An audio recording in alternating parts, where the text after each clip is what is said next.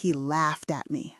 Not a small laugh, not a polite laugh, but the kind of laugh wealthy men use when they believe the world belongs to them. The kind of laugh that strips the dignity off whoever it's aimed at. I had been working double shifts at Willow and Pine, the most expensive restaurant in the district, and I was already exhausted when it happened. My name is Anna, I'm 26, and I've been a waitress long enough to know the difference between a customer who's having a bad day and a customer who genuinely enjoys watching others feel small. The restaurant glowed with warm lights that reflected on crystal glasses and polished wood. It smelled of rosemary butter and caramelized onions, and every table carried its own soft conversation. But none of that mattered the moment he walked in. His name was Cole Burton. Mid-20s, tailored suit, expensive watch, messy privilege radiating from him like cologne. People whispered when they recognized him, not because of who he was, but because of who his father was. Malcolm Burton, one of the most powerful real estate tycoons in the state. The kind of man who could buy a building in the morning and evict 5 families in the afternoon. Cole sat at table 9, legs stretched out like he owned the floor beneath them. 2 friends flanked him, both dressed like their credit cards had no limit. From the moment I approached them, I felt it. The entitlement, the boredom, the hunger for entertainment. Not entertainment from the meal, but from the people serving it. "Water?" I asked gently. Cole smirked. "Sure," he said, "but only if you don't spill it. I'd hate to see you cry." His friends laughed like he'd just delivered the punchline of a great joke. I ignored it. Waitresses learn to swallow comments the same way we swallow cold coffee between shifts, quickly, quietly, pretending it doesn't burn. I poured the water. My hands were steady, but his eyes were watching for any mistake he could weaponize. Then he leaned back, took out his phone, and said loudly, "Do you think your job is hard?" I froze. His friends grinned. "I mean, you take orders, you pretend to smile, you bring food. Even a trained dog could do that, right?" The room fell slightly quieter. Not silent yet, but attentive. I felt the heat rising to my cheeks, but I pushed the embarrassment down. "Is there anything I can get you?" I asked, trying to redirect. "Yeah," he said, still filming me. "You can get a real job." More laughter, louder this time. I stepped back, breathing slowly. It wasn't the first time a wealthy customer tried to break me with words, but something about the way he filmed me, like I was an amusement, stung deeper. 5 minutes later, the appetizers arrived. I placed the plates gently in front of them, but Cole tapped his fork twice on the table like I was some kind of servant at a palace. "Hey," he said, "you forgot the lemon. I said I want lemon with my oysters." "You didn't mention—" He raised a hand sharply. "Don't talk back to me." There it was, the moment every service worker dreads, the shift from mockery to domination. His friends leaned back, enjoying the show. I brought the lemon. Cole stared at it, then at me, then lifted his phone again. "Say something for the camera," he taunted. I didn't. I simply placed the lemon on the table and turned away. That's when the laughter came. Loud, intentional, cruel. "She can't talk," Cole said to his friends. "Probably too dumb." And the whole table erupted again.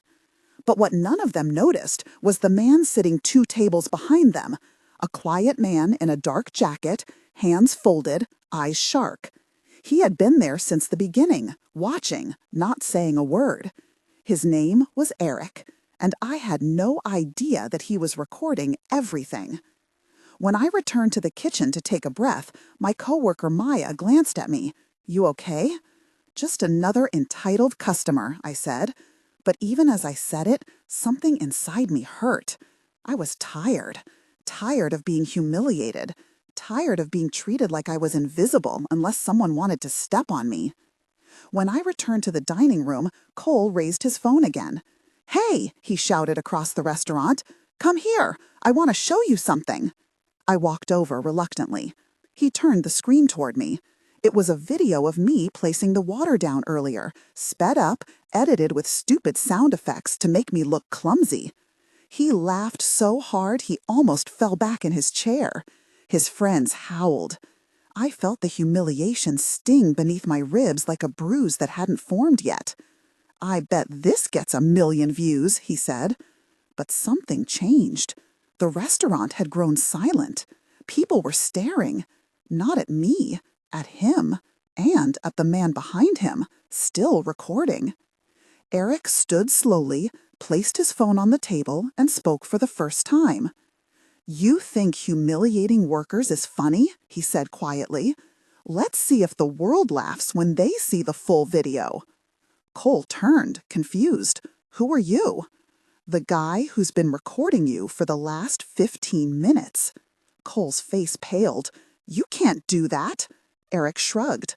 "Public restaurant. You're harassing an employee. I can." Cole's friends shifted uncomfortably, the confidence draining out of them. "Delete it," Cole demanded. "No," Eric said calmly, "but you will." "What is that supposed to mean?" Cole snapped. Eric stepped closer. "Do you want this video to reach your father?" Silence spread like spilled wine. Everyone knew who Cole's father was. Everyone knew he couldn't afford a scandal tied to work or mistreatment while he was negotiating huge development contracts with the city. "You don't know." "My father," Cole said, but his voice cracked. Eric smiled faintly. "I know enough, and I also know he cares more about reputation than he cares about you embarrassing waitresses for fun." Cole's jaw tightened. Eric placed a business card on the table.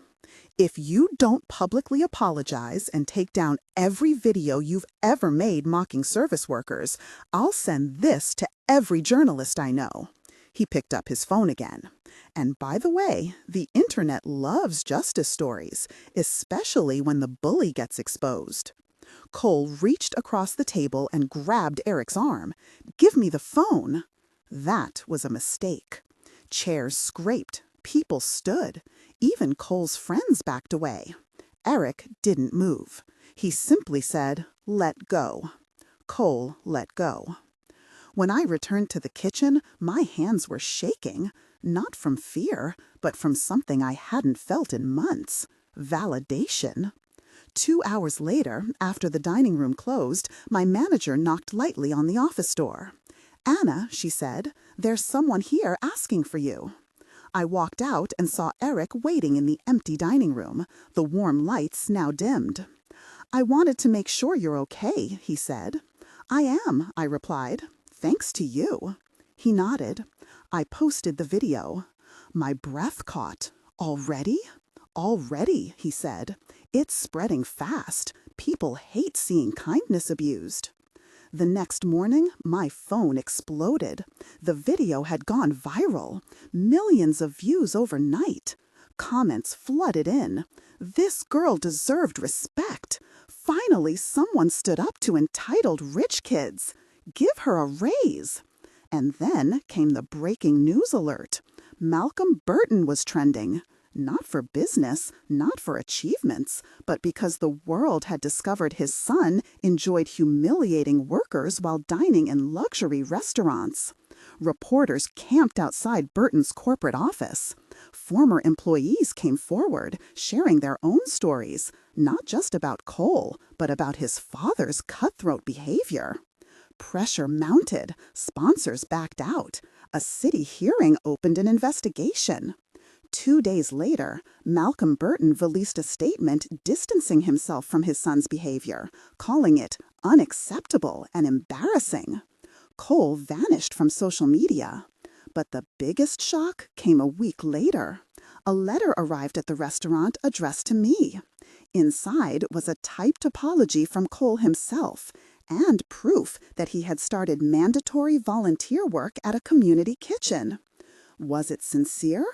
I don't know, but I knew one thing. The laugh he used to belittle me became the evidence that destroyed the reputation his father had spent decades building. That night, Eric returned to the restaurant. I met him outside under the soft glow of the hanging bulbs. "You didn't have to get involved," I said. "I did," he replied, "because someone once humiliated my sister in a restaurant, and I didn't say anything. I promised myself I'd never stay silent again." I smiled for the first time that day. A real smile, the kind that feels like warmth instead of defense. "Thank you," I whispered. He nodded gently. "You're stronger than you think, Anna." I realized he was right, because sometimes it only takes one person hitting record to remind the world that dignity matters.